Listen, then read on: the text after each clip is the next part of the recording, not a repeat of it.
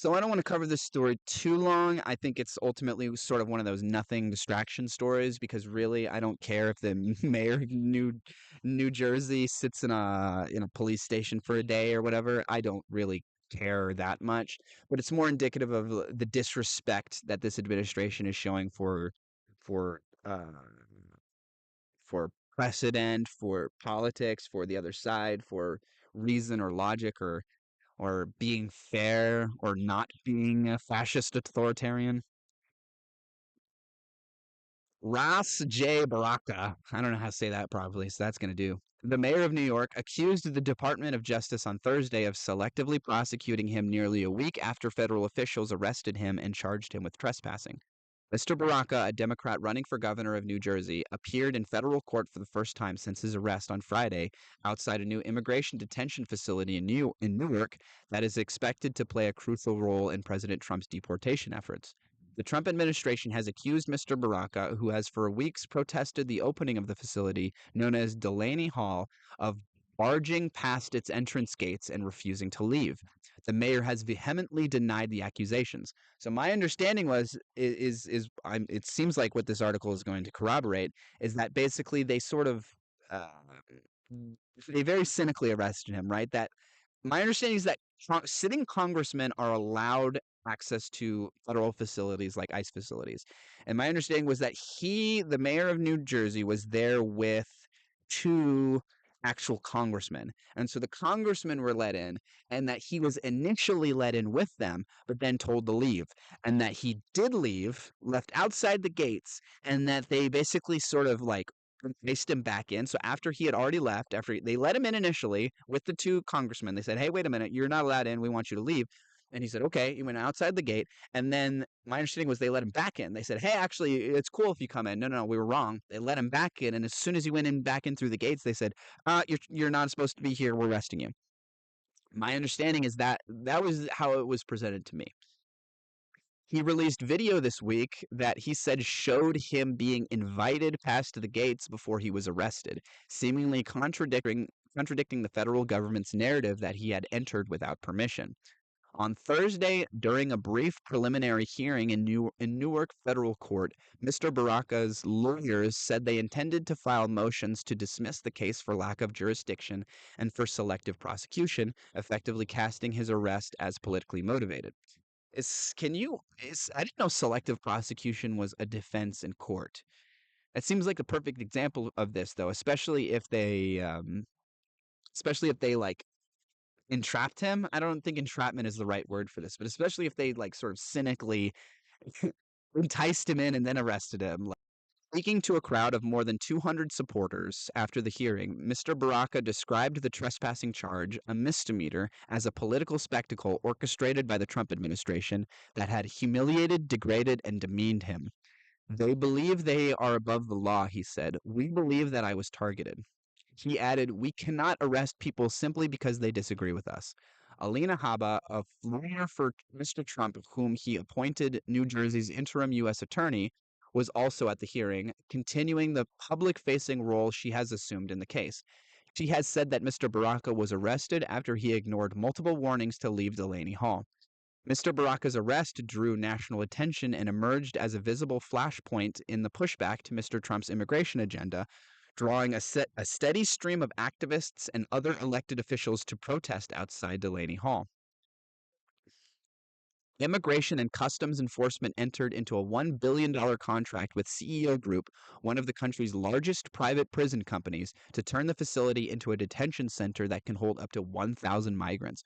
Why do we even do private prisons anymore at all? Like all of the op-eds and reporting and journalism I've seen about private prisons is not good. Is not a good look. And I'm surprised that even Republicans are willing to support it. Actually, I'm not surprised. Hold on, let me take a step back there. If the Republicans were good faith actors, I would be surprised that they're willing to support this. But I'm not surprised because of the whole cruelty principle that I keep hammering on, that they love doing that because I'm sure they're well aware of the lower quality services and life that a for-profit prison provides in comparison to a public prison. But that's sort of the whole point with them. They love the cruelty. They want the cruelty They want they love the idea of these people being held at this facility to be held in squalor and bad conditions and just good enough to not be illegal. That's what they actively want. The facility is set to play a significant role in ICE's efforts to expand its detention capacity as it ramps up immigration arrests nationwide. The facility is set to play a significant role in ICE's efforts to expand its detention capacity as it ramps up immigration arrests nationwide. As the facility began holding detainees earlier this month, Mr. Baraka argued that it had opened without the proper permits or inspections from the city, leading him to file a lawsuit and to protest outside the facility on a near daily basis. ICE and GEO Group have both said the facility has an adequate certificate of occupancy. On Friday, three Democratic members of Congress from New Jersey arrived at Delaney Hall to conduct an oversight tour of the facility and were allowed in. Mr. Baraka sought to join the congressional delegation but was denied entry after initially being allowed past the gates, according to video footage and the mayor. The mayor and witnesses said he then exited the facility voluntarily. That perfectly lines up with the way that this was presented to me. Shortly after, several federal agents wearing face coverings and military fatigues appeared outside the gates to arrest the mayor, video shows, leading to a confusing scrum and a volatile clash between the officers, the mayor, his supporters, and the three lawmakers. The Department of Homeland Security, which houses ICE. Okay, so I thought that like sort of enticed him back in, they were like, "You can't be here." He goes outside the gate, and they're like, "Oh, look at these jingling keys!" And he's like, "Oh, keys!" And he like wanders his way in or whatever, and they arrest him there. But if they told him to leave, he left voluntarily, and then they came back outside the gate to arrest him after he already left. That absolutely, to me, looks 100% like political targeting, like a selective prosecution. That's the word. That's the wording they used. Um,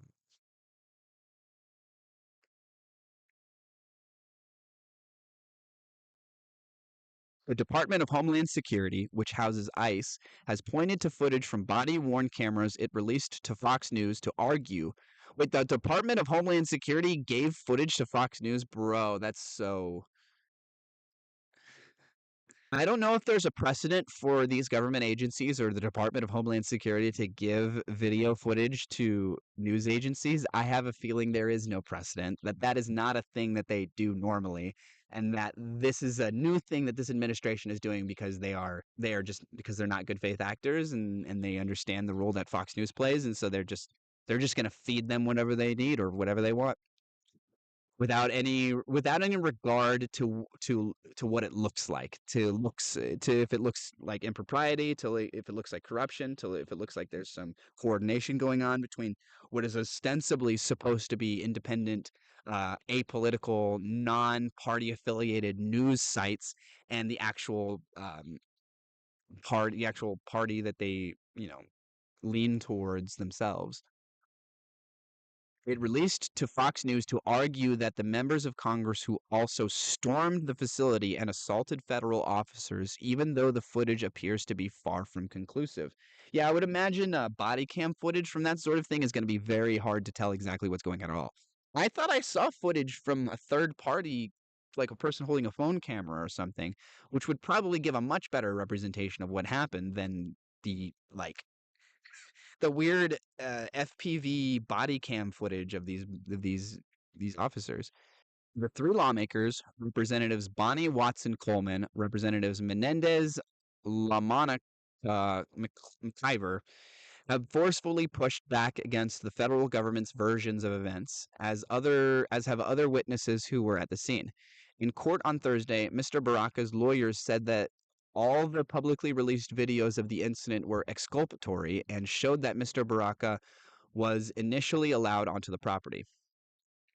One lawyer, Raymond Brown, referred to public statements from the Trump administration officials who said Mr. Baraka had stormed Delaney Hall. He then alluded to the storming of the Bastille as well as the riot at the U.S. Capitol on January 6, 2021. That storming, he said, it's a term of art. It's a term of art. He didn't do it. It's a term of art. That's funny. Okay. Don't really know if there's a whole lot more to add about this. It's just it is definitely an example of selective prosecution of political targeting, if the way that this article paints it and the way that it was explained to me is correct, then then this is just another arrow in their quiver of nonsense.